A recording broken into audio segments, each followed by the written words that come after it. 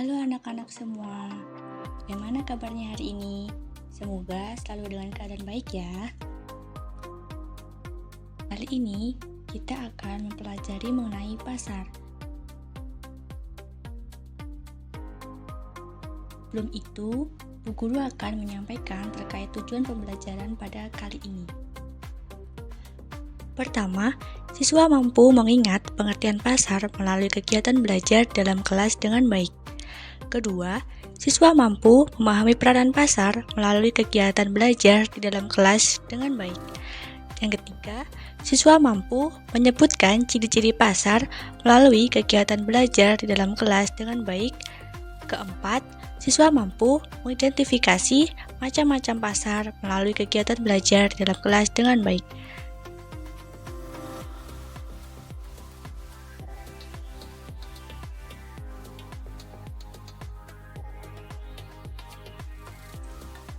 Baiklah, langsung ke materi ya. Pasar. Apakah anak-anak semua pernah pergi ke pasar? Adakah yang belum pernah pergi ke pasar?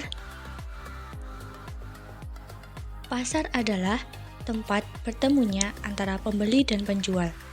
Barang, pemasok, pembeli, dan harga adalah bagian dari transaksi yang disepakati. Selain itu, juga dapat melakukan negosiasi di pasar dengan tujuan untuk mencapai kesepakatan antara penjual dan pembeli tentang harga barang yang diinginkan.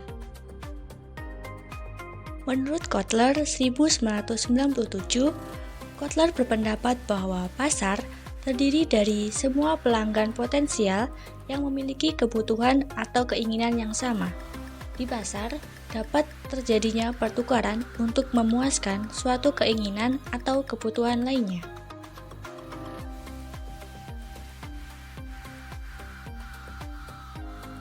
Menurut William J. Stanton, berpendapat bahwa pasar merupakan sekumpulan orang yang memiliki suatu kepentingan yang puas, yaitu uang yang digunakan untuk berbelanja.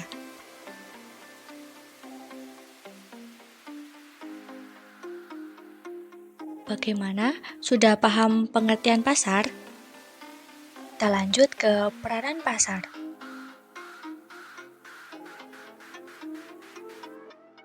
Peranan pasar.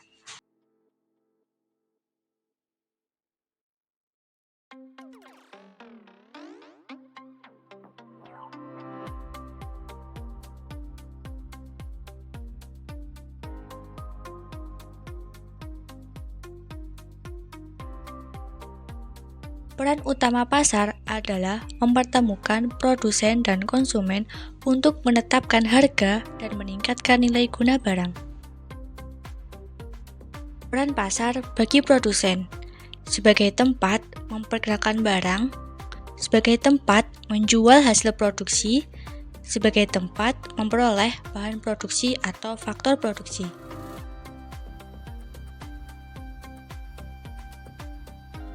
Peran pasar bagi konsumen lebih mudah untuk mendapatkan barang atau jasa yang dibutuhkan. Akan lebih mudah bagi konsumen untuk mendapatkan produk atau layanan yang mereka butuhkan jika pasarnya lebih besar.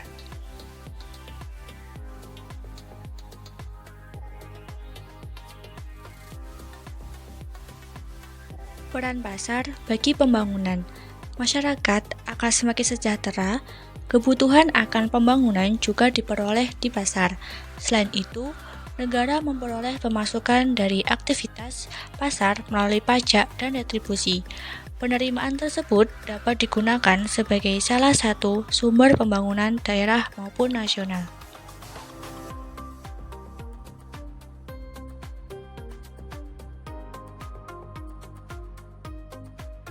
Peran pasar bagi sumber daya manusia. Keberadaan pasar dapat membuka peluang untuk masyarakat dalam memperoleh pekerjaan dan berwirausaha. Pasar yang ramai dikunjungi konsumen akan dapat berkembang dan mampu menyerap tenaga kerja dalam jumlah besar, sehingga mampu membantu dalam menekan angka pengangguran.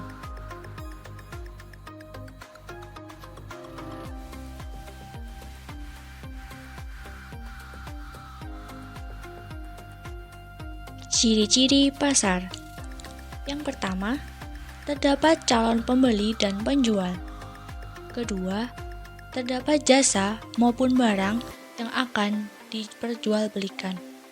Yang ketiga, terdapat proses permintaan serta penawaran oleh kedua pihak. Keempat, terdapat interaksi di antara pembeli dan penjual baik secara langsung maupun tidak langsung.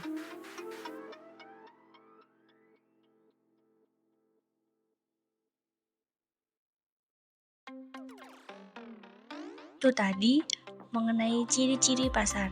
Lanjut, sekarang tentang macam-macam pasar. Pasar konsumen. Pasar konsumen merupakan pasar untuk produk atau jasa yang dibeli oleh individu atau rumah tangga untuk digunakan sendiri. Barang konsumen merupakan produk yang dibeli oleh konsumen akhir atau rumah tangga dan individu untuk konsumsi pribadi, bukan untuk diperjualbelikan kembali atau bukan untuk berbisnis. Pasar produsen merupakan pasar yang terdiri dari orang-orang atau organisasi yang membutuhkan barang atau jasa untuk dipergunakan dalam produksi dan kemudian produk tersebut dijual kembali. Pasar penjual.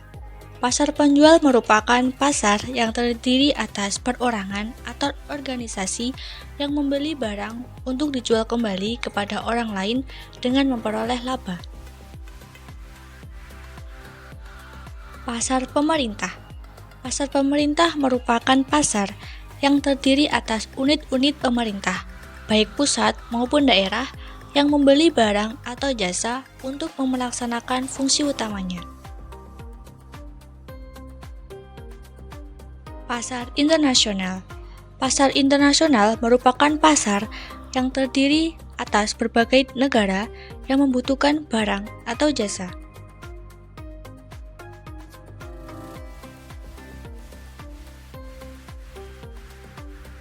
Sekian materi pasar hari ini. Harapannya, anak-anak semua paham dengan materi yang telah Ibu sampaikan ya. Selamat belajar dan sampai jumpa.